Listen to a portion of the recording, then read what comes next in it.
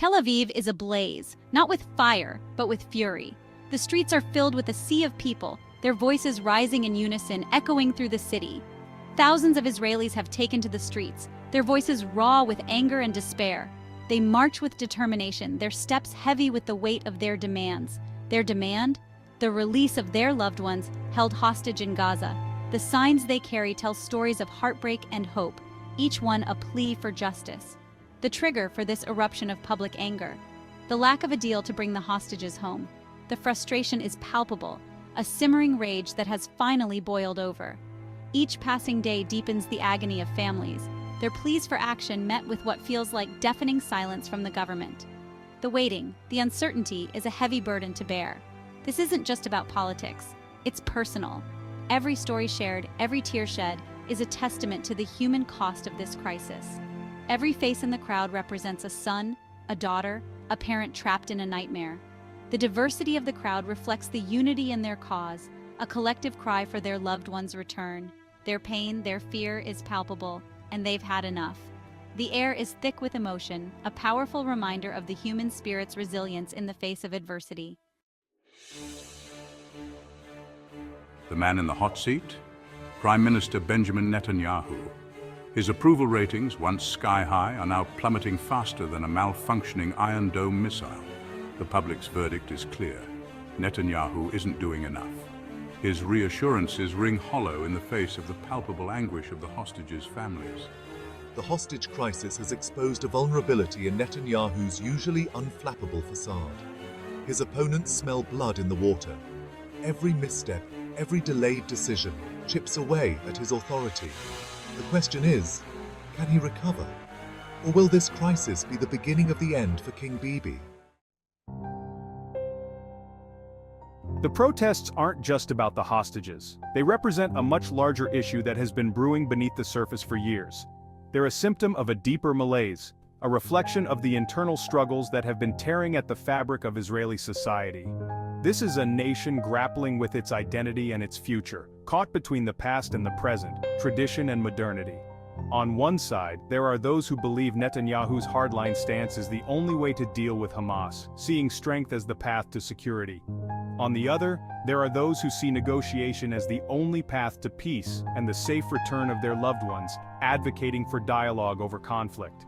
The hostage crisis has become a lightning rod for all the simmering tensions within Israeli society. Political differences, religious divides, and social fractures are all coming to the forefront. Economic anxieties, too, play a significant role, as many Israelis feel the weight of financial instability and inequality. Can a nation so divided find a way forward? Can these deep-seated issues be resolved through dialogue and compromise? Or will this crisis push them further apart, deepening the rifts and making reconciliation even more difficult? Section 4. Silence isn't golden. Demands for transparency and action grow louder. The streets are filled with voices that refuse to be ignored, each one a testament to the growing frustration and impatience of the people. We deserve answers. This is not just a slogan, it's a cry for justice, a plea for clarity in a time of uncertainty. The chant echoes through the streets of Tel Aviv, reverberating off the buildings and filling the air with a palpable sense of urgency. The people have lost faith in their leaders. Their trust has been eroded by broken promises and unfulfilled commitments. They demand transparency, accountability, action. These are not just words, they are the foundation of a functioning democracy. They want to know what the government is doing to bring their loved ones home. The pain of uncertainty is unbearable, and they seek solace in the truth. They want to know why, after weeks of agonizing wait, there's still no deal. The delay is not just a matter of time, it's a matter of lives hanging in the balance. The government's silence is deafening. Each day without a response feels like an eternity, amplifying the people's frustration. Every non-answer, every vague statement only fuels the public's rage. The lack of transparency is seen as a betrayal of the public trust. They've had enough of platitudes. They want results. The time for empty promises is over. The people demand concrete actions. The message is clear. The people are watching. Every move, every decision is under scrutiny, and they're not going away. Their resolve is unshakable, their determination unwavering. The call for transparency and action will not be silenced. Section 5.